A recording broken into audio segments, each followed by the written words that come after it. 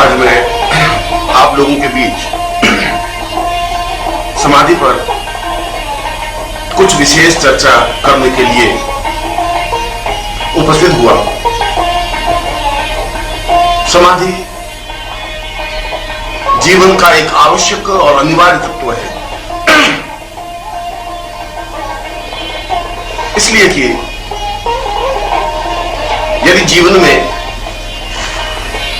पूर्णता प्राप्त करना चाहते हैं, यदि जीवन में असीम आनंद की अनुभूतियां प्राप्त करना चाहते हैं, यदि हम जीवन में चाहते हैं कि हम साधनाओं में सफलता प्राप्त करें, यदि हम चाहते हैं कि हम अपने इष्ट के साक्षात दर्शन कर सकें,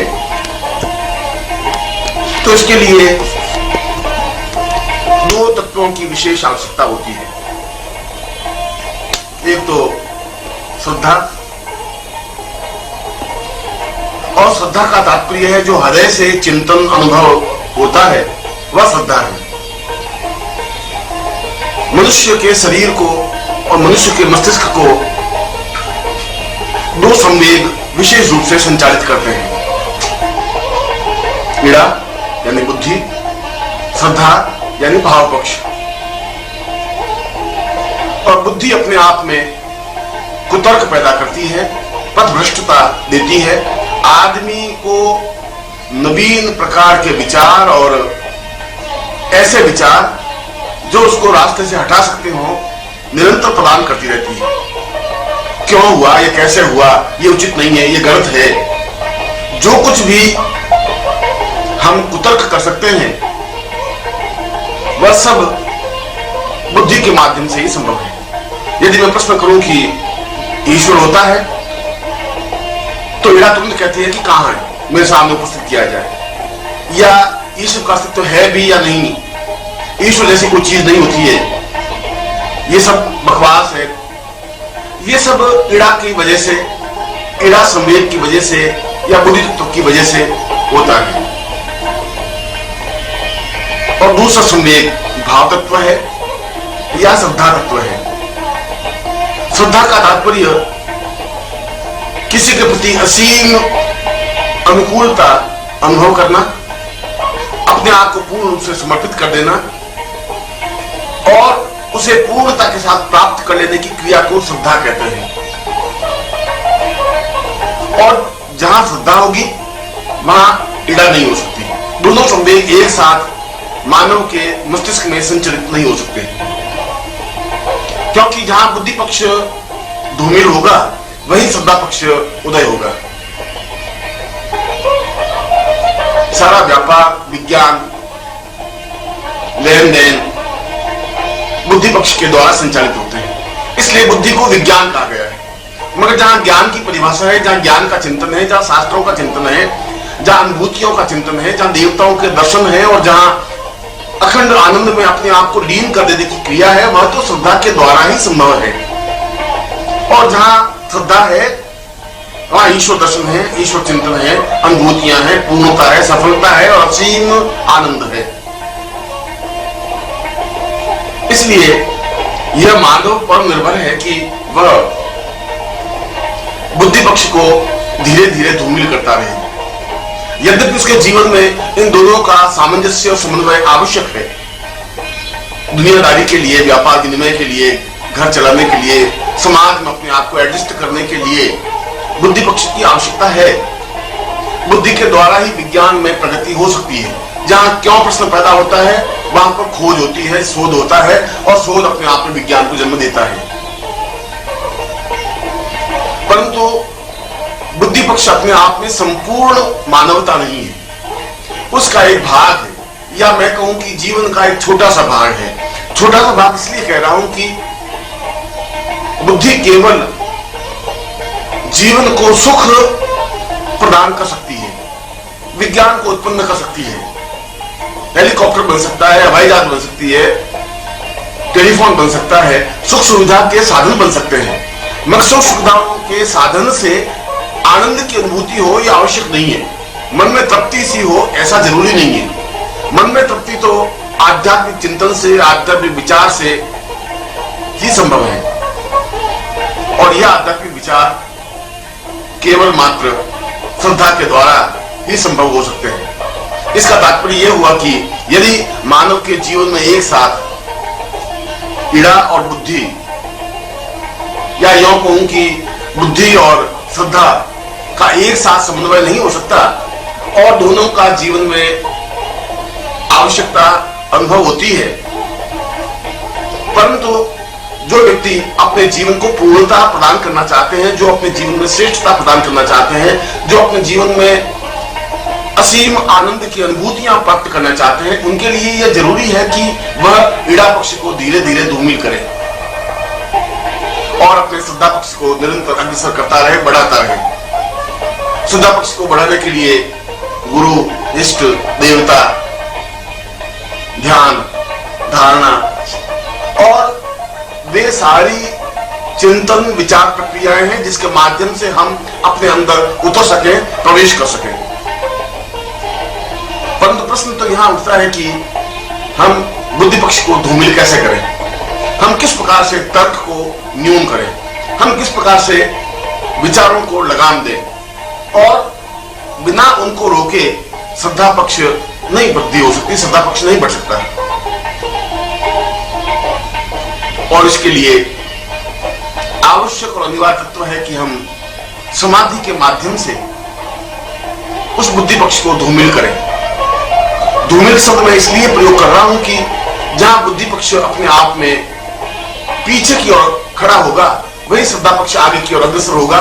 और जहां श्रद्धा है वहां सुख है, वहां सौभाग्य है, वहां संतोष है, वहां पूर्ण मानसिक तृप्ति है, वहां किसी प्रकार का तनाव नहीं है, वहां किसी प्रकार का दुख नहीं है, दैन्य नहीं है, अभाव नहीं है, कष्ट नहीं है, पीड़ा नहीं है। एक असीम आनंद की अनुभूतियां हैं और असीम आनंद की अनुभूतियों के लिए यह जरूरी है कि हम तर्क को, हम अपनी बुद्धि को धूमिल करें, पीछे रखें और अपने आप को श्रद्धा के साथ आगे की ओर कदम बढ़ाएं। संसार की सबसे जटिल और कठिन मशीन मानव मस्तिष्क है और यह अपने आप में इतना पेचीदा है कि हर क्षण निरंतर गतिशील रहता है और यह गतिशील रहता है विचारों से, भावनाओं से, प्रक्रियाओं से। ऐसा एक भी क्षण नहीं होता जब दिमाग ने सोचना बंद कर दिया हो या मस्तिष्क में किसी प्रकार का विचार नहीं हो। और जब तक दिमाग में विचार रहेंगे तब तक बुद्धि बराबर पुष्ट होती रहेगी। जब तक दिमाग में विचार पैदा होते रहेंगे तब तक कुतर्क जन्म लेते रहेंगे। जब तक दिमाग में विचार और भावनाएं अग्रसर होती रहेंगी तब तक व्यक्ति कई प्रकार के संदेह, शक अपने सामने खड़े करता रहेगा। इसके लिए जरूरी है कि हम कुछ ऐसा उपाय करें जिसकी वजह से मस्तिष्क को आराम मिल सके, विश्राम मिल सके, कुछ क्षणों के लिए वो कार्य करना कम करे। विज्ञान की परिभाषा के अनुसार मस्तिष्क एक सेकंड में 3 लाख विचारों को जन्म देता है और छोड़ देता है। 3 लाख विचार एक साथ संचलित होते हैं, उनमें से कुछ बिंब वो पकड़ लेता है, कुछ बिंबों को छोड़ देता है। परंतु प्रश्न ये नहीं है कि उसने कितने बिंब पकड़े या कितने विचार छोड़े, प्रश्न यह है कि उस मस्तिष्क पर कितना अधिक बोझ है। 3000 और 3 लाख अगर विचार एक साथ प्रहार करेंगे तो मस्तिष्क अपने आप में कमजोर और कुतर्क बनेगा ही। क्या कोई ऐसी युक्ति नहीं है, क्या कोई ऐसा चिंतन नहीं है, क्या कोई ऐसा तरीका नहीं है जिसके माध्यम से मस्तिष्क पर पड़ने वाले बोझ को हम कम कर सकें? और इसके लिए यह जरूरी है कि हम विचार शून्य मस्तिष्क को तैयार करें। विचार शून्य मस्तिष्क का तात्पर्य है कि हम कोई ऐसी प्रक्रिया अपनाएं जिसकी वजह से मस्तिष्क में कम से कम विचार उत्पन्न हो। जब कम से कम विचार उत्पन्न होगा तब बाहरी संसार से वह कट जाएगा। जब बाहरी संसार से कटेगा तो अपने अंदर प्रवेश करने की क्रिया करेगा और जहां अंदर प्रवेश करने की क्रिया करेगा वहां उसे इष्ट के दर्शन हो सकेंगे, ब्रह्मांड की अनुभूतियां प्राप्त कर सकेगा और अपने जीवन के असीम आनंद को प्राप्त कर सकेगा। और इन सब के लिए ये जरूरी है कि थॉटलेस माइंड या विचार शून्य मस्तिष्क अनिवार्य रूप से हो। यहां प्रश्न उठता है कि क्या विचार शून्य मस्तिष्क संभव है? क्या कोई ऐसा तरीका है जिससे कि हम विचार शून्य मस्तिष्क को जन्म दे सकें? जीवन में जब तक जागृत अवस्था में मनुष्य होता है तब तो सोचता ही रहता है, चलते फिरते, उठते बैठते, लेटते, विश्राम करते, कुछ न कुछ बातें सोचता रहता है। यदि वो चाहे, यदि वो नहीं चाहे, यदि विश्राम के समय लेटा हुआ है तब भी उसको भूतकाल की कई घटनाएं उसके मस्तिष्क में आती रहेंगी, भविष्य की कई योजनाएं उसके मस्तिष्क में बनती रहेगी, कोई न कोई विचार उस पर संक्रमण करता ही रहेगा। परंतु इस प्रकार के विचार संक्रमणता की वजह से वह भली प्रकार से जीवन यापन भी नहीं कर सकता। यहां तक कि वह जब नींद में होता है, जब सारा शरीर शिथिल हो जाता है, उस समय भी विचार बराबर उसके मस्तिष्क में गतिशील होते रहते हैं, जिनको हम स्वप्न कहते हैं। स्वप्न एक प्रकार से विचारों का प्रस्फुटीकरण है। और ऐसा संसार में कोई व्यक्ति है ही नहीं जो स्वप्न नहीं देखता हो। यह अलग बात है उस व्यक्ति को प्रातःकाल उठने पर या जागने पर याद नहीं रहे या स्मरण नहीं आता हो, यह तो उसकी मस्तिष्क की कमजोरी या न्यूनता की वजह से है। परंतु जिस समय वह नींद में जाता है उस समय से लगा करके जिस समय वो जागता है उस समय तक बराबर उसे स्वप्न आते ही रहते हैं।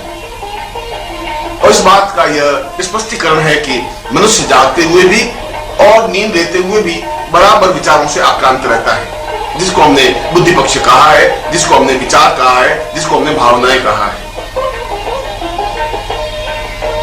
परंतु वैज्ञानिकों ने तो इस बात को स्पष्ट किया है और शास्त्रों ने इस बात को स्वीकार किया है कि विचार शून्य मस्तिष्क ही नवीन मानव का निर्माण करता है।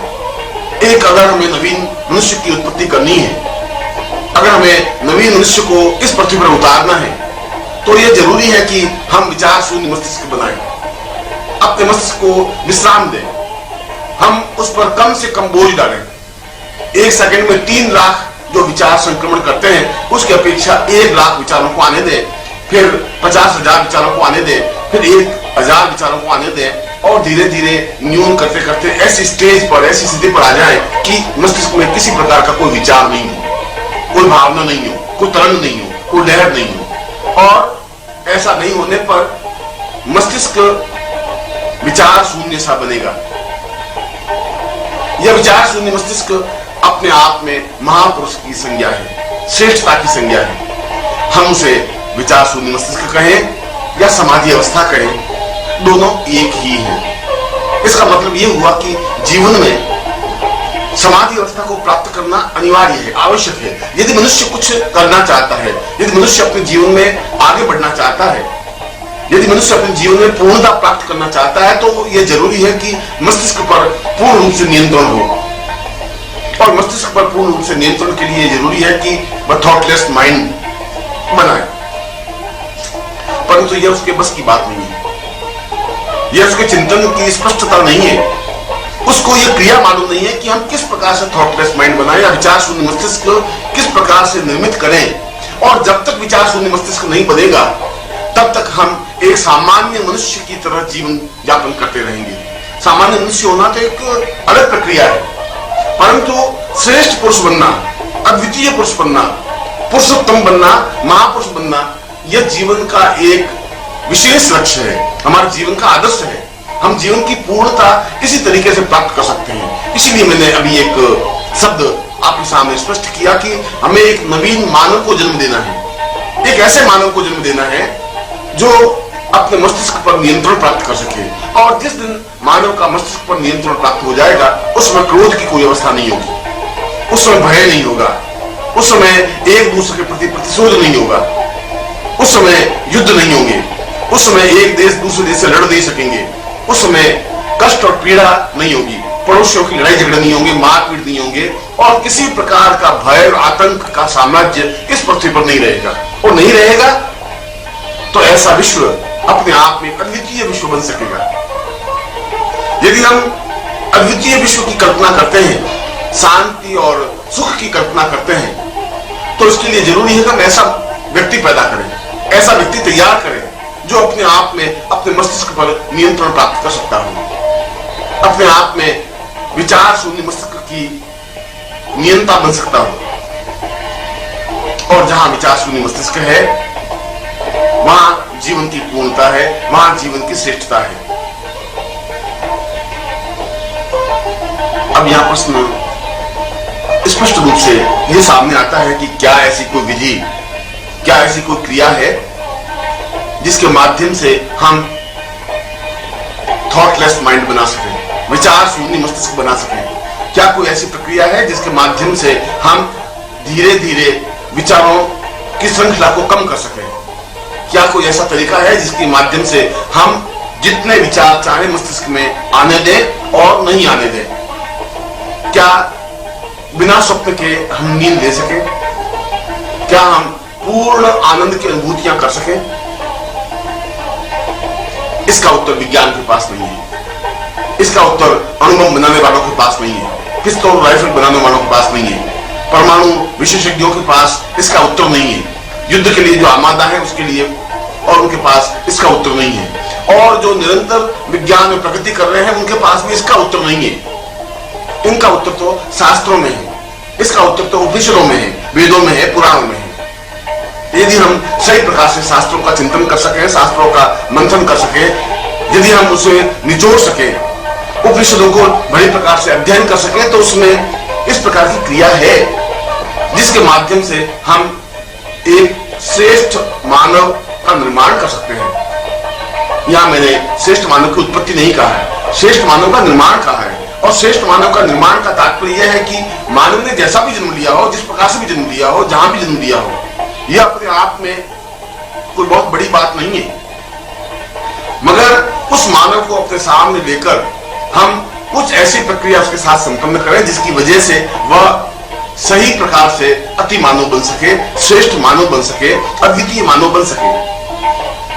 और यदि हम ऐसे अद्वितीय मानव निर्माण कर सकेंगे तो अद्वितीय समाज की रचना होगी, अद्वितीय समाज बना सकेंगे, अद्वितीय देश का निर्माण हो सकेगा, और जहां अद्वितीय देश होगा वहां अद्वितीय विश्व की कल्पना की जा सकती है। और ऐसा अद्वितीय विश्व अत्यंत आनंद, सुख, सौभाग्य, प्रसन्नता, आह्लाद से भरा पूरा होगा, जहां किसी प्रकार का छल, कपट, झूठ, असत्य, व्यभिचार नहीं होगा, जहां किसी प्रकार का द्वेष और मारपीट नहीं होगी, जहां एक दूसरे पर हावी होने की क्रिया नहीं होगी, जहां एक दूसरे को समाप्त कर देने की भावना नहीं होगी, जहां क्रोध नहीं होगा, जहां छल नहीं होगा, जहां किसी प्रकार का उपद्रव नहीं होगा। वह विश्व सही अर्थों में एक परिवार बनेगा, जहां न धर्म का कोई स्थान होगा, न जाति का कोई स्थान होगा, न राष्ट्र का कोई स्थान होगा। संपूर्ण विश्व एक मानव समुदाय है। इस कल्पना को जो ऋषियों ने ईशावास्य उपनिषद में स्पष्ट किया है, वह इस प्रक्रिया से ही बन सकेगा। और हमारी पीढ़ी पर और हमारी पीढ़ी के लिए यह जरूरी है कि हम इस कार्य के लिए प्रयत्नशील हों। यह जरूरी है कि हम इसके लिए आगे बढ़ें। यह जरूरी है कि हम ऐसा प्रयत्न करें जिसके माध्यम से थॉटलेस माइंड बना सकें।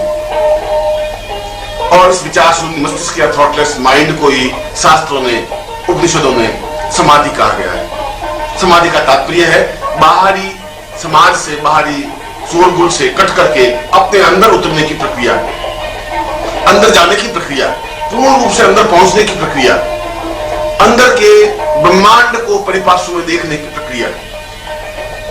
उपनिषद ने इस बात को स्पष्ट रूप से स्वीकार किया है कि जो कुछ विश्व बाहर है वह पूरा का पूरा विश्व हमारे अंदर भी निहित है। जो कुछ विश्व या ब्रह्मांड बाहर आपको दिखाई दे रहा है, सूर्य, चंद्र, तारे, मनुष्य, राष्ट्र, वे संपूर्ण राष्ट्र और वे संपूर्ण मनुष्य और सूर्य, चंद्र, नक्षत्र, ग्रह और तारे, वे सब कुछ हमारे अंदर ज्यों के त्यों स्पष्ट रूप से है। वो हम आंख बंद करके भी उस संपूर्ण विश्व और ब्रह्मांड को देख सकते हैं। इसका मतलब यह हुआ कि जो कुछ हमारे भीतर है उसका प्रतिबिंब बाहर हम देख रहे हैं। जो कुछ हम बाहर देख रहे हैं वो बाहर कुछ है नहीं, वह तो हमारे अंदर का प्रतिबिंब है।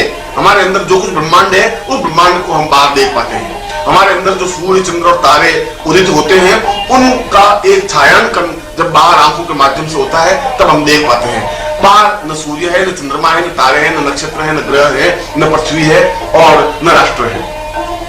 यह केवल आंखों के माध्यम से देखा जा सकता है, और यदि आंखें बंद कर दे तो हम नहीं देख सकते।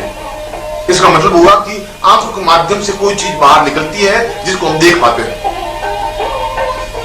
जिनकी आंखें बंद हैं वे इस देश को, इस सूर्य को, इस चंद्रमा को, इस गगन को नहीं देख पाते, नहीं देख पाते। इसका मतलब है कि जो कुछ अंदर था वो बंद हो गया, वो बाहर निकलने की प्रक्रिया रही नहीं। जब बाहर निकलने की प्रक्रिया नहीं रही तब हमने देखने की प्रक्रिया भी समाप्त कर दी। इसलिए शास्त्रों ने कहा है कि बाहर देखने की अपेक्षा यदि हम अंदर देख सकें तो यह ज्यादा प्रामाणिक होगा, ज्यादा स्पष्ट होगा, ज्यादा सही होगा, ज्यादा यथार्थ होगा। क्योंकि जो कुछ बाहर है, वह चाहे हमारी पत्नी हो, चाहे हमारा पुत्र हो, चाहे बंधु हो, चाहे बांधव हो, चाहे रिश्तेदार हो, वह चाहे देश हो, चाहे राष्ट्र हो, चाहे विश्व हो, वह चाहे प्रकृति हो, चाहे वसंत ऋतु हो, चाहे सूर्य हो, चाहे चंद्रमा हो, गगन हो, तारे हो, नक्षत्र हो, जो कुछ भी बाहर हम दिखाई दे रहा है, जो कुछ बाहर है, वह सब कुछ हमारे घट के भीतर, हृदय के भीतर स्थापित है। इसीलिए गीता में श्री कृष्ण ने कहा कि अर्जुन, तुम बाहर देख रहा है, वह बाहर कुछ नहीं है, ये तो तुम्हारे अंदर है। ये पूरा महाभारत युद्ध तुम्हारे हृदय के अंदर हो रहा है। आवश्यक इस बात की तुम अंदर प्रवेश करो, और अंदर प्रवेश करेगा तो तुम्हें विशेष तथ्य दिखाई देगा। यह दिखाई देगा कि जो तुम महाभारत युद्ध में इस समय इस क्षण देख रहे हो, वह पूरा का पूरा महाभारत, वे योद्धा, वह भीष्म पितामह, वह दुर्योधन, सब कुछ तुम्हारे हृदय के अंदर तुम्हें दिखाई देंगे, खड़े हुए दिखाई भी देंगे। मगर साथ साथ यह भी स्पष्ट होगा कि इनकी भविष्यता क्या है, इनका भविष्य क्या है, क्या होने वाला है। बाहर हम जो देखते हैं वह तो केवल जो है वही दिखाई देता है, मगर घट के अंदर जो कुछ है वह तो दिखाई देता ही है। इसके साथ साथ यह भी दिखाई देता है कि ऐसा क्यों हो रहा है, यह भी दिखाई देगा कि इसका परिणाम क्या होगा, यह भी दिखाई देगा कि इसका समापन कहां होगा। इसलिए घट के भीतर देखने की क्रिया, हृदय के भीतर देखने की क्रिया अपने आप में एक अहम मान्यता है, एक श्रेष्ठता है, एक अद्वितीयता है। हम अंदर कैसे देख सकते हैं, हम अंदर कैसे प्रवेश कर सकते हैं? क्या कोई ऐसी युक्ति, क्या कोई ऐसी तरकीब, क्या कोई ऐसी प्रक्रिया है जिसके वजह से, जिसके तरीके से हम अंदर प्रवेश कर सकें? इस अंदर प्रवेश करने की क्रिया को समाधि कहा गया है, और इसके 7 चरण हैं, 7 बिंदु हैं, 7 तथ्य हैं। उन 7 तथ्यों पर चलकर हम अंदर प्रवेश कर सकते हैं। और जहां 7वें द्वार पर हम पहुंचते हैं, जहां हम 7वें बिंदु पर पहुंचते हैं, वही संपूर्ण ब्रह्मांड हमारे सामने साकार स्पष्ट दिखाई देता है। इसलिए यह जरूरी है कि हम एक एक द्वार से अंदर प्रवेश करते जाएं, हम अंदर देखते रहें। इस अंदर जाने की प्रक्रिया को समाधि कहा गया है। इसलिए समाधि का तात्पर्य आंख बंद कर देने को समाधि नहीं कहते हैं। समाधि का तात्पर्य बिल्कुल निश्चल भाव से बैठे रहने की क्रिया को समाधि नहीं कहते हैं। समाधि का तात्पर्य है कि हम बाहरी संसार से कट करके अंदर एक एक द्वार पर अंदर की ओर जाएं और उस 7वें द्वार तक पहुंचे, उस 7वें लोक तक पहुंचते हैं, उस 7वें बिंदु तक पहुंचे जहां पर अखंड आनंद है, जहां पर ब्रह्मांड अपने आप में पूरे पार्श्व में फैला हुआ है। जो कुछ हम बाहर देख रहे हैं वह सब कुछ हम अंदर देख सकें। और बाहर देखने की प्रक्रिया तो एक छोटी सी प्रक्रिया है। हमारी आंख जितनी दूरी तक देखती है उतनी दूरी तक ही देख सकती है। अच्छे से अच्छे और श्रेष्ठ से श्रेष्ठ आदमी की आंख 500 फीट से ज्यादा दूरी तक नहीं देख सकती। इसका मतलब हुआ कि 1 मील दूर बैठी कोई घटना को हम नहीं देख पा रहे हैं। 5 मील दूर कोई घटना घटित हो रही है तो हम देख नहीं पा रहे हैं। और जब वो नहीं देख पा रहे तो पूरे ब्रह्मांड में क्या क्या घटनाएं घटित होती है देखने का सवाल ही नहीं पैदा होता। इसलिए आंखें हमारा बहुत ज्यादा साथ नहीं देती। मगर यदि हम अपने अंदर प्रवेश करके उस पूरे ब्रह्मांड को देखें तो एक ही दृष्टि में हम पूरे ब्रह्मांड को एक साथ देख सकते हैं। उदाहरण के लिए जिस प्रकार से यहां बैठे बैठे संपूर्ण भारतवर्ष को हमारी आंखें नहीं देख सकती, मगर यदि भारतवर्ष को एक कागज पर एक नक्शे के रूप में उतारें और यह स्पष्ट करें कि राजस्थान है या कश्मीर है या मध्य प्रदेश है या उत्तर प्रदेश है, तो हमारी आंखें उस पूरे भारतवर्ष को एक साथ देख सकेगी। ठीक उसी प्रकार से हम बाहरी दृष्टि में संपूर्ण ब्रह्मांड को नहीं देख सकते। परंतु यदि हम अंदर प्रवेश करते हैं, यदि हम सातों द्वार को उल्लंघन करके सातों द्वारों तक पहुंच करके ब्रह्मांड तक पहुंचते हैं, तो पूरे ब्रह्मांड को हम एक साथ देख सकते हैं। और जब पूरे ब्रह्मांड को एक साथ देख सकते हैं तो ब्रह्मांड में कहां क्या घटना घटित हो रही है हम एक क्षण में अनुभव कर सकते हैं। यहाँ बैठे बैठे सूर्य लोक में क्या हो रहा है, चंद्र लोक में क्या हो रहा है, नक्षत्र लोक में क्या हो रहा है, गंधर्व लोक में क्या हो रहा है, अमेरिका में, इंग्लैंड में या किस स्थान पर क्या घटना घटित हो रही है, यह हम बिल्कुल यहाँ बैठे बैठे एक क्षण में ही देख सकते हैं। और यह भी देख सकते हैं कि इस घटना का इफेक्ट, इस घटना का परिणाम क्या होने वाला है। अंदर के उस ब्रह्मांड को देखने से यह सबसे बड़ा लाभ है कि जहां उसको संपूर्णता के साथ देखा जा सकता है, वहां इसके परिणामों के बारे में भी निर्णय लिया जा सकता है। अपने सामने बिल्कुल स्पष्ट साकार हो जाएगा कि यह आगे जाके घटना इस रूप में खड़ी होगी। और यदि वह घटना प्रतिकूल है तो उसमें हस्तक्षेप करके उसको अनुकूल बनाया जा सकता है। इसीलिए अंदर प्रवेश करके उस पूर्णता के साथ देख लेने की प्रक्रिया को जीवन का सर्वोच्च उपाय बताया गया है। इसीलिए समाधि को जीवन का पूर्ण हेतु, पूर्ण चिंतन, पूर्ण विचारधारा स्पष्ट की गई है। जो सही अर्थों में मानव है, जो सही अर्थों में जीवन की कल्पना करते हैं, जो सही अर्थों में यह समझने का चिंतन करते हैं कि मुझे अपने जीवन में उस पूर्णता को प्राप्त करना है जो हमारे पूर्वजों ने, ऋषियों ने प्राप्त किया, जो त्रिकालदर्शी कहलाए। और त्रिकालदर्शी का मतलब है वर्तमान को, भूतकाल को, भविष्यकाल को, तीनों कालों को एक साथ देखने की प्रक्रिया। उनके पास ऐसी कोई साधना नहीं थी, उनके पास ऐसा कोई विचार सागर नहीं था, वह तो केवल अपने अंदर उतरने की प्रक्रिया थी। और अंदर उतर करके एक द्वार, दूसरा, तीसरा, चौथा, पांचवा, छठा और सातवें द्वार पर पहुंच करके उस संपूर्ण ब्रह्मांड को एक साथ देने की क्रिया थी। और जब एक साथ देखने की क्रिया उनके पास होती थी तो वर्तमान को देख पाते थे। जब वर्तमान को देख पाते थे तो इसका भूत उसके सामने बिल्कुल साकार स्पष्ट होता था। यह मालूम पड़ सकता था कि भूतकाल में क्या घटना घटी है, कैसी घटना घटी है, और उसका भविष्य काल उसके सामने साकार होता था कि भविष्य में यह घटना किस प्रकार का मोड़ लेगी या इस घटना का इफेक्ट, परिणाम, प्रभाव क्या होगा। यह हमारे लिए अत्यंत जरूरी है।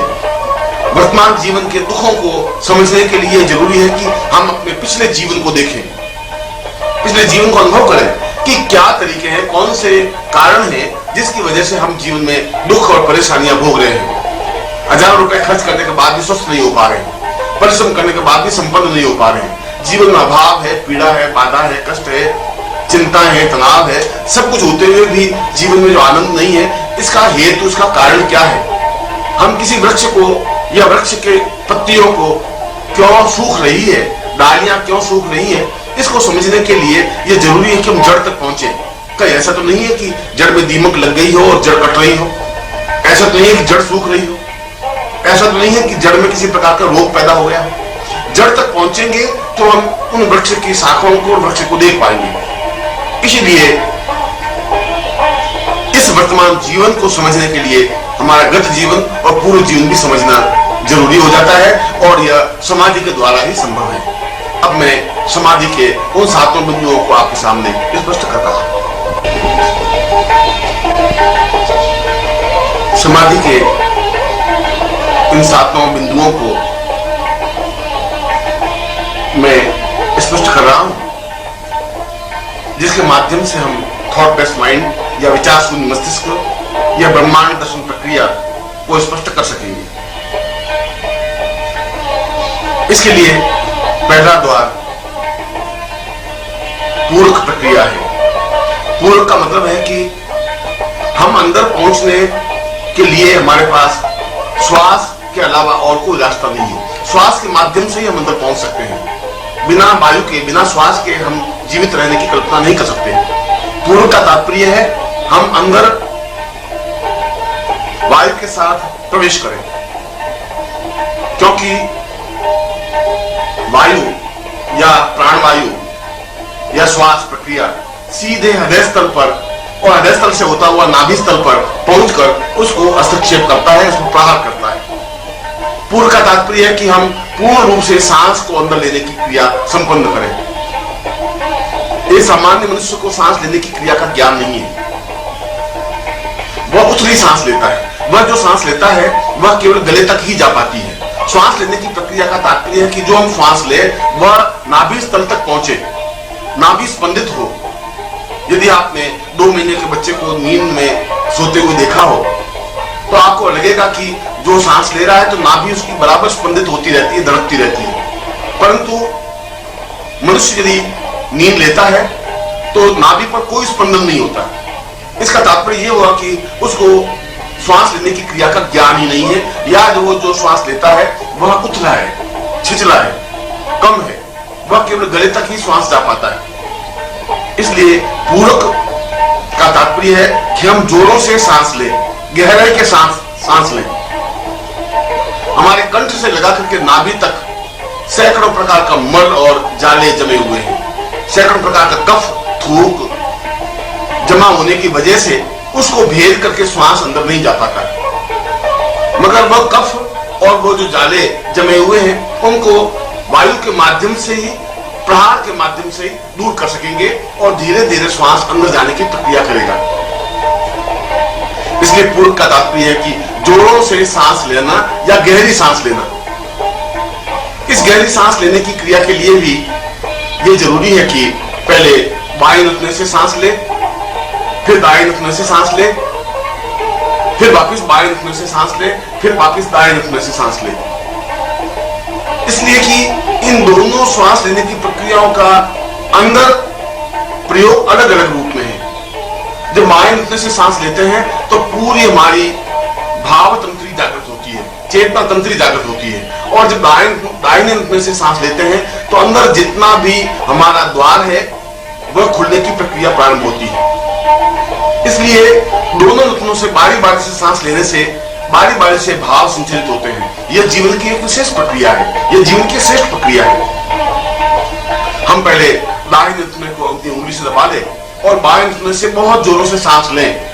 इतने जोरों से सांस लें कि हम जितना ज्यादा सांस ले सके लें, और वह सांस लेकर के हम उस बाएं नथुने को बंद कर दें और जो बाएं नथुने से सांस लिया है उसको दाहिने नथुने से वापस बाहर निकालें। यहां पर 3 प्रक्रिया हुई। एक तो हमने दाहिने नथुने को बंद किया,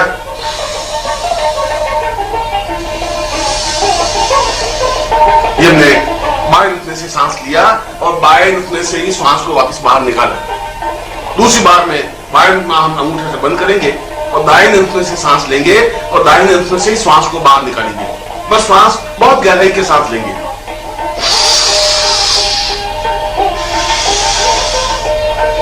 ये दूसरी प्रक्रिया हुई।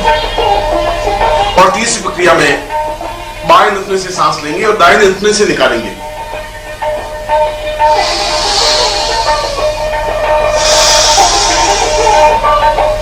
चौथी प्रक्रिया में दाहिने नथुने से सांस लेंगे और बाएं नथुने से बाहर निकालेंगे।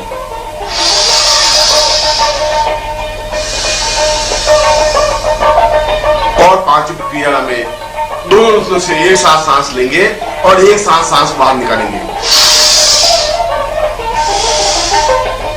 ये पांचों प्रक्रियाएं पूरक कहलाती हैं। इस पूरक में रेचक क्रिया भी समावेश है। रेचक का तात्पर्य है कि जो श्वास हमने अंदर लिया है उसको बाहर निकालने की क्रिया। इसलिए पूरक और रेचक का अपने आप में अन्योन्याश्रय संबंध है, एक दूसरे से पूर्ण संबंध है। इसलिए पूरक और रेचक क्रिया एक साथ संपन्न करें। हम सांस को तेजी के साथ ले और सांस को तेजी के साथ निकालें, मगर निकालें नथुनों के माध्यम से।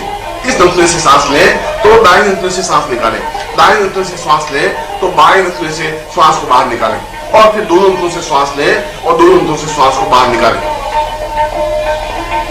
इसको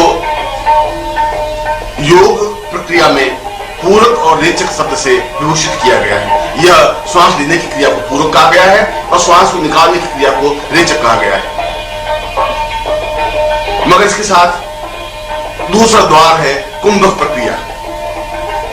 कुंभक प्रक्रिया का तात्पर्य जो हम श्वास अंदर ले उसको अंदर रोक दे, और जितना ज्यादा समय तक रोके रहे उसको कुंभक कहते हैं। और कुंभक में न श्वास फिर वापस लिया जाता है न श्वास को बाहर निकाला जाता है। हम श्वास को दोनों नथुनों से ले और फिर जालंधर बंद लगा करके उसको हम रोक दें।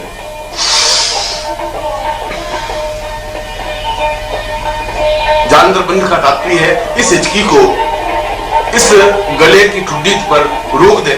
जब गले की ठुड्डी पर रोकेंगे तो अंदर का श्वास बाहर निकलने की क्रिया संपन्न नहीं कर सकेगा और अंदर का श्वास अंदर बना रहेगा। जब अंदर का श्वास अंदर बना रहता है तो वह अंदर बहुत तेजी से प्रक्रिया करता है, बहुत तेजी से घूमता है। वह घूमता है तो अंदर जितने भी गंदगी है, जितने भी जाले हैं, जितने भी द्वार बंद हैं, उन द्वारों पर जोरों से प्रहार होता है। जैसा कि मैंने कहा कि 7वें द्वार तक पहुंचना है तो दूसरे द्वार पर प्रहार करने की क्रिया इस पूरक के माध्यम से ही संभव है, इस कुंभक के माध्यम से ही संभव है। और कुंभक प्रक्रिया जितनी ज्यादा समय तक की जाए उतनी जरूरी है। इसलिए श्वास को बाहर जल्दी निकालने की क्रिया नहीं करें। और जब हम कुंभक करेंगे तो दो घटनाएं घटेंगी। एक तो हमारा चेहरा पूर्ण रूप से लाल सुर्ख हो जाएगा, इसलिए कि हम श्वास बाहर निकाल नहीं रहे हैं और अंदर पूरी एक वेग, एक आग, एक चिंगारी पैदा हो रही है। और धीरे धीरे दूसरी क्रिया ये होगी कि हमारा पेट फूलने लगेगा। और पेट फूलने का तात्पर्य है हमारी नाड़ियों में तेजी से कार्य करने लगेगी, तेजी से स्पंदन होने लगेगा और नाड़ियों में जो गतिशीलता आनी चाहिए वो आएगी। और नाड़ियों में गतिशील आने का तात्पर्य है कि दूसरे द्वार को हम खोल सकेंगे। जैसे कि मैं आपके सामने कुंभक कर रहा हूं।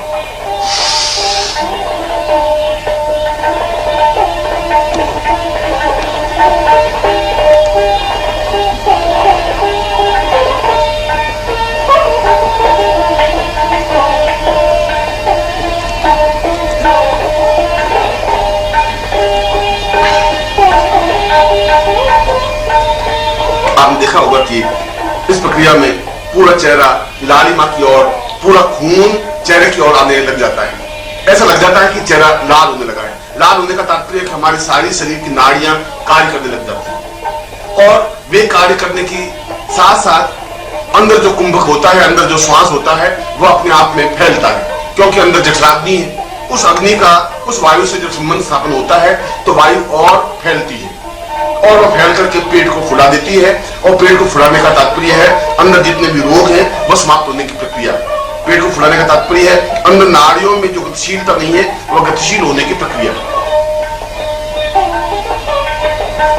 समाधि का तीसरा चरण या तीसरा द्वार भस्त्रिका है। भस्त्रिका का तात्पर्य है कि अभी तक तो हमने पूरक और रेचक और कुंभक किया। श्वास को अंदर लिया, श्वास को बाहर निकाला, यह पूरक और रेचक हुआ। और फिर श्वास को अंदर रोकने की प्रक्रिया की, यह कुंभक हुआ। परंतु यह तो धीरे धीरे श्वास लेने की प्रक्रिया हुई। धीरे धीरे श्वास लेने से अंदर जितनी गंदगी है, जितना मैल है, अंदर जितने द्वार है, वे एक साथ नहीं खुल पाते। उसके लिए पूरा फोर्स जरूरी है, पूरा धक्का जरूरी है, पूरी तेजी जरूरी है। इस पूरी तेजी के साथ श्वास लेने की क्रिया को भस्त्रिका कहा जाता है। भस्त्रिका का तात्पर्य है हम बहुत तेजी के साथ सांस लें, इतनी तेजी के साथ सांस लें कि जितनी ताकत है, जितना फोर्स है, जितनी क्षमता है, और फिर उसी तेजी के साथ श्वास को बाहर निकाल दें। इसके लिए 1 मिनट में कम से कम 60 बार भस्त्रिका होनी आवश्यक है। यद्यपि यह जरूरी नहीं है कि प्रारंभ में ही आप इतनी तेजी के साथ भस्त्रिका कर सकेंगे या तेजी के साथ श्वास ले सकेंगे, परंतु यदि हम प्रयत्न करें तो हम उतनी तेजी के साथ श्वास को ले सकेंगे। और यह तेजी के साथ सांस लेने की प्रक्रिया अपने आप में तीसरा द्वार जागरण होने की क्रिया है। और जब तीसरा द्वार खुलेगा तो अपने आप में चेतना बनेगी, अपने आप मस्तिष्क में विचार कम आने लगेंगे। अपने आप, जो मैंने कहा कि 1 मिनट में 3 लाख विचार आते हैं, वे 3 लाख विचार कम होकर के केवल 1 लाख विचार तक रह जाएंगे। मस्तिष्क पर बोझ कम पड़ेगा और जब मस्तिष्क पर बोझ कम पड़ेगा तो विचार शून्य मस्तिष्क बनने की क्रिया प्रारंभ होगी। जब मस्तिष्क पर बोझ कम पड़ेगा तो हम ज्यादा विश्राम कर सकेंगे। इसीलिए इस भस्त्रिका की प्रयोग, इस भस्त्रिका का परिणाम हमारे जीवन में अत्यंत अनिवार्य है। और प्रत्येक साधक को प्रातःकाल उठकर जहां पूरक, रेचक और कुंभक करे वहां भस्त्रिका का प्रयोग करे ही, और कम से कम 5 से 7 मिनट करे। मैंने 5 और 7 मिनट के लिए कहा है, इसका मतलब हुआ कि 1 सेकंड में 1 भस्त्रिका। 1 मिनट में अगर 60 भस्त्रिकाएं करनी हो तो फिर हमें पूरे 1 सेकंड में 1 बार भस्त्रिका करनी होगी। तेजी के साथ सांस लेना होगा, तेजी के साथ सांस छोड़ना होगा। मैं आपके सामने भस्त्रिका का एक उदाहरण सामने रख रहा हूं। और जैसा कि मैंने बताया कि भस्त्रिका के लिए आप सुखासन में बैठ सकते हैं, आपके दोनों हाथ अपने घुटनों पर हो, या यदि आप ऐसा नहीं बैठ सके तो वीरासन में भी बैठ सकते हैं, मगर वीरासन में बैठना आपके लिए ज्यादा उचित और अनुकूल रहेगा। जब आप वीरासन में बैठे हैं तो दोनों हाथ आपके घुटने पर हो और फिर आप सीना फुला करके तेजी के साथ सांस लें और तेजी के साथ सांस बाहर निकालें। तेजी के साथ का मतलब है कि जितनी ताकत है आप पूरा फोर्स लगा करके, धीरे धीरे नहीं। अगर इतनी तेजी के साथ निकलने में नाक में से खून के कुछ कतरे निकल जाते हैं तो घबराने की जरूरत नहीं है। यह तो जो कुछ उस नाक के छिद्र से लगा करके कंठ तक जो कुछ जाले जमे हुए हैं, जो कुछ थक्के जमे हुए हैं, जो खून के कण जमे हुए हैं, जो कुछ लार और थूक जमा हुआ है, वह सब निकलने की प्रक्रिया है। वह सब निकलेगा तो ये रास्ता बिल्कुल खुलेगा। ये सब रास्ता खुलेगा तो अपने आप में स्पष्ट हो सकेगा। मैं आपके सामने उस भस्त्रिका को स्पष्ट कर रहा हूं। आप भी जब इसके तीसरे द्वार तक पहुंचे तो इसी प्रकार तेजी के साथ भस्त्रिका करने की क्रिया संपन्न करें।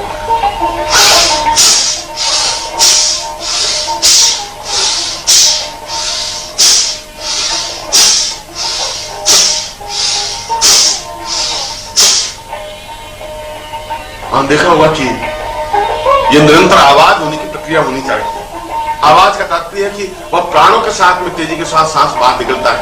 तेजी के साथ सांस को अंदर गहराई से लेना है, इस प्रकार से तेजी के साथ ले, मगर जिस प्रकार से ले उसी प्रकार से उसमें पूरा ताकत, पूरा फोर्स सांस निकालने की क्रिया पर है, पूरा फोर्स सांस देने की क्रिया पर है। मगर इसके लिए धीरे धीरे करने की जरूरत नहीं है।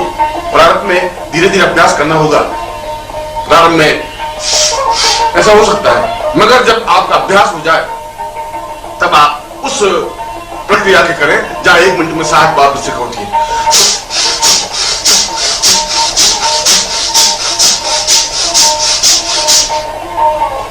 इस प्रकार की भस्त्रिका प्रारंभ करने से आपका तीसरा द्वार अपने आप में पूर्ण रूप से जागृत हो सके। इसके बाद में जब आपका तीसरा द्वार जागृत हो जाए या हम तीसरे द्वार तक पहुंच जाएं, तब चौथे द्वार की ओर प्रवेश करने की क्रिया संपन्न करनी चाहिए। चौथे द्वार में प्रवेश करने की क्रिया केवल इस प्राणायाम और भस्त्रिका के बाद ही संभव है। इस चौथे प्रकार की क्रिया में यह जरूरी है कि हम बिल्कुल शांत तुरंत भस्त्रिका के बाद बैठ जाएं। जो भी भस्त्रिका समाप्त करें उसमें किसी प्रकार का विलंब नहीं हो। जब हम भस्त्रिका समाप्त कर दें, संपन्न कर लें, चाहे हम 1 मिनट करें या 5 मिनट करें या 7 मिनट करें, एक स्वस्थ व्यक्ति 5 या 7 मिनट से ज्यादा भस्त्रिका नहीं कर सकता। यदि अभ्यास जब योगी करते हैं तो 7, 8, 10, 15 मिनट भी कर सकते हैं, मगर इस प्रक्रिया में पूरा शरीर गर्म हो जाता है। तेजी के साथ लावे की तरह, लाल स्वरूप अंगारे की तरह हो जाता है।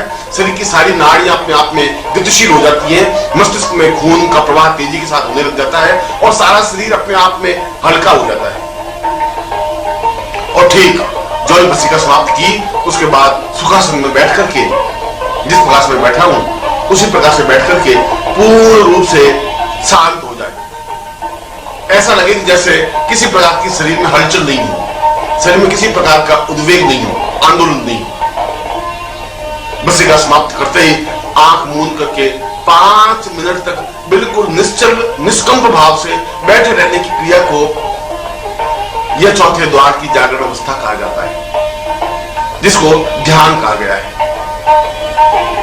मैं भस्त्रिका समाप्त करते ही आंख बंद हो जाती है, मस्तिष्क स्थिर हो जाता है और किसी प्रकार का हलचल या आंदोलन या गति शरीर में नहीं रह पाती। जैसे कि मैंने इस भस्त्रिका को संपन्न किया और उसके बाद में ध्यान प्रक्रिया में आंख बंद करके बैठ गए।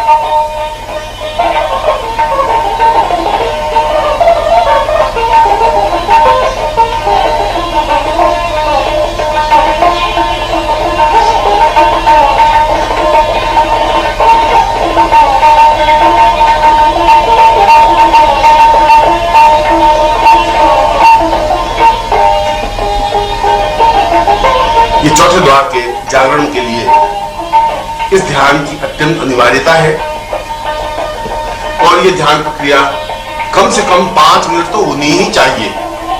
ज्यादा से ज्यादा 10 या 15 मिनट का अभ्यास बढ़ाना चाहिए। एक स्वस्थ व्यक्ति इस ध्यान प्रक्रिया को 32 मिनट तक ले जा सकता है। 32 मिनट तक ले जाने की क्रिया को जीवन की पूर्णता कहा गया है। यूं तो इसके बाद अभ्यास होने के बाद तो 1 घंटे का ध्यान या 2 घंटे का ध्यान या 5 घंटे का ध्यान या 10 घंटे का ध्यान भी हो सकता है, क्योंकि ध्यान में हमारे श्वास की गति, श्वास का प्रवाह अत्यंत धीमा हो जाता है। हम जो श्वास लेने की क्रिया करते हैं वो बहुत धीमे धीमे हो जाती है। इसलिए इस ध्यान में ये जरूरी है कि हम निश्चल निष्कंप भाव से बैठे रहें और कोशिश ये करें कि बाहरी समाज से हम कटे हुए हों। बाहर आवाज होती भी है तो धीरे धीरे हमारे कानों में नहीं आए, इस बात की हम कोशिश करें। यद्यपि प्रारंभ में बाहर जो बर्तन भी आवाज होगी तो बर्तन की आवाज कानों में आएगी। यदि कोई बच्चा चिल्लाएगा तो उसकी चिल्लाहट भी हमारे कानों में आएगी। मगर यदि आप 10 मिनट का ध्यान करने की क्रिया में आ जाते हैं और 10 मिनट के ध्यान के बाद में 11वें 12वें या 15 मिनट में ध्यान में जाते हैं तो धीरे धीरे आप बाहर की आवाज बंद हो जाएगी। बाहर यदि आवाज हो भी रही है तो आपके कानों में आएगी मगर आपके शरीर को किसी प्रकार की गति नहीं देगी। यह अपने आप में ध्यान की प्रक्रिया है। ध्यान की प्रक्रिया का मतलब आंख बंद कर देना नहीं है। ध्यान की प्रक्रिया का मतलब है कि जब आप धीरे धीरे अंदर उतरने की क्रिया करते हैं तो बाहरी शरीर से आपका संपर्क कट जाता है। बाहरी शरीर अपने आप में व्यर्थ हो जाता है। बाहर जो आवाज है, समाज का शोरगुल है, वो अपने आप में तुम्हारे शरीर को स्पंदित नहीं कर पाता है। अगर नहीं कर पाता है इसका मतलब है कि आप 2 से 3 से या चौथे द्वार तक पहुंच गए। यह चौथे द्वार तक पहुंचने की क्रिया अपने आप में ध्यान के माध्यम से ही जरूरी है, ध्यान के माध्यम से ही संभव है।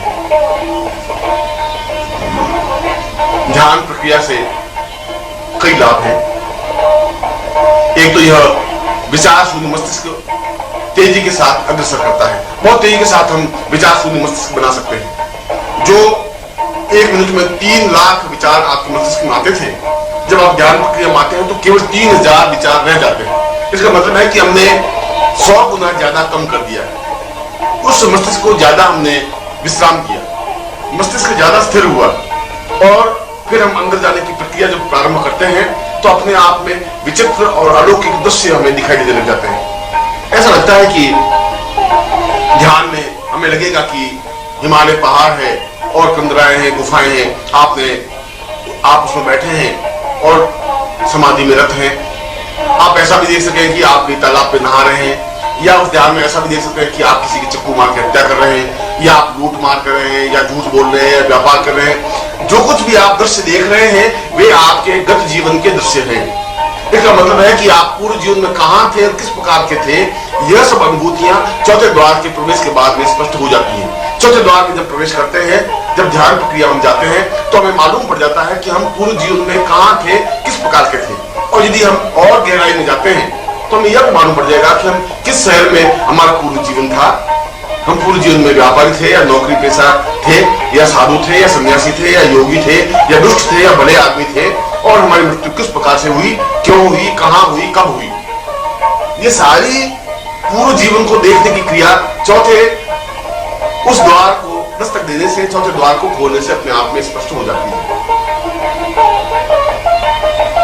जब ध्यान लगाने की प्रक्रिया 32 मिनट की हो जाए, जब हम अकंप और अविचलित भाव से 32 मिनट तक बैठे रहने की क्रिया संपन्न कर सकें तो समझना चाहिए कि ध्यान प्रक्रिया का एक चरण पूरा हुआ। फिर हम 5वें द्वार तक या 5 बिंदु तक पहुंचते हैं। और 5 बिंदु तक पहुंचने के लिए यह जरूरी है कि हम ध्यान में जिस अवस्था में है वहां हम चेतनावस्था में है, वहां हम निष्क्रिय नहीं है। हमारा मस्तिष्क बिल्कुल हमारे ध्यान के साथ में है, और जब साथ में है तो अभी तक तो जो कुछ दृश्य आ रहे हैं केवल वही देख रहे हैं। हमारे पास में कोई गति नहीं है, हमें इसका कोई ज्ञान नहीं है कि हम कौन से दृश्य देखें और कौन से दृश्य नहीं देखें। अगर यदि हमें हिमालय की कंदरा दिखाई दे रही है और हिमालय कंदरा से पहले दिखाई दे रहा है कि हम किसी स्थान पर खड़े हैं, उससे पहले दिखाई दे रहा है कि हम किसी शहर में व्यापार कर रहे हैं, इसका मतलब हुआ कि हम प्रारंभ में व्यापारी थे, व्यापार कर रहे थे और किसी गुरु को सानिध्य में आकर के हम साधना में रत हुए और हिमालय में जाकर साधना संपन्न की। मगर ये दृश्य जो कुछ आए उनको हमने देखा। पर इस 5वें द्वार का तात्पर्य यह हुआ कि हम जो कुछ दृश्य देखना चाहे वह देख सके।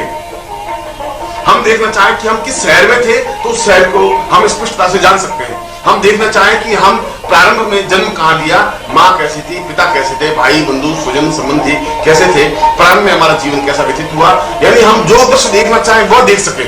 इसके लिए धारणा शक्ति को पांचवा द्वार कहा गया है। और धारणा शक्ति का तात्पर्य है कि हम उस और गहराई के साथ ध्यान प्रक्रिया को संपन्न करें। इस पांचवें द्वार तक पहुंचने के बाद में हम उस स्टेज पर, उस स्थिति तक पहुंच जाते हैं कि बाहरी वातावरण से तो हम कट जाते हैं, बाहर आवाज या शोरगुल होती है तो हमें सुनाई नहीं देती, पर इस पांचवें द्वार पर पहुंचने के बाद तो स्थिति वह बन जाती है कि यदि कोई व्यक्ति हमारे शरीर को झिझोड़ता भी है तब भी हमारा ध्यान टूटता भी नहीं। यदि कोई पिन चुभो दे तब भी हमें दर्द अनुभव नहीं होता है। यदि कोई शरीर को काट ले तब भी किसी प्रकार की हलचल शरीर में नहीं होती है। इसका मतलब है कि हम धारणा शक्ति में चले गए।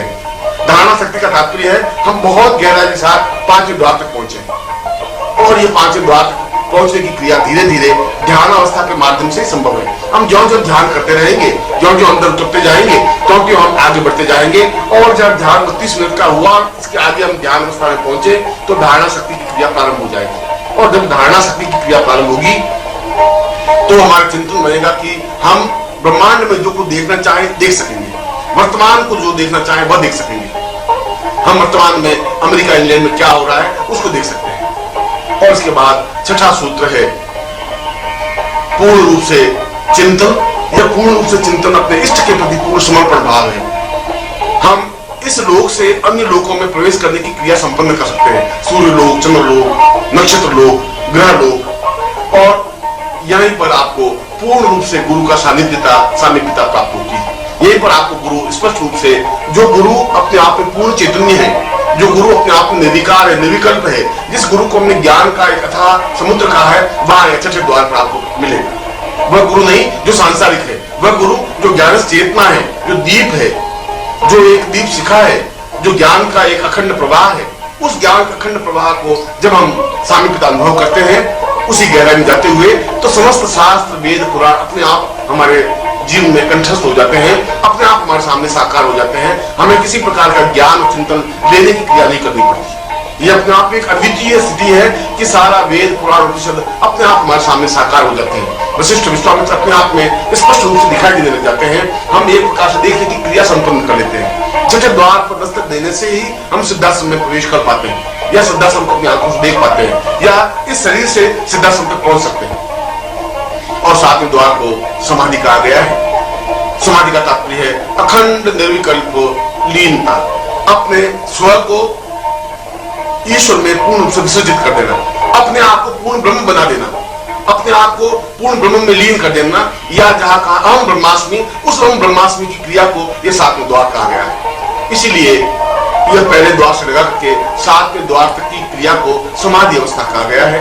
और इन सातों द्वारों को प्राप्त करने से ही हम अपने जीवन में उस पूर्णता को, उस अखंड आनंद को अनुभूत कर सकते हैं, जहां हम सिद्धाश्रम में प्रवेश कर सकते हैं, और जहां हम पूर्ण रूप से अपने जीवन को अहम ब्रह्मास्मि रूप में भूषित करके स्वयं सही शब्दों में ब्रह्म बन सकते हैं।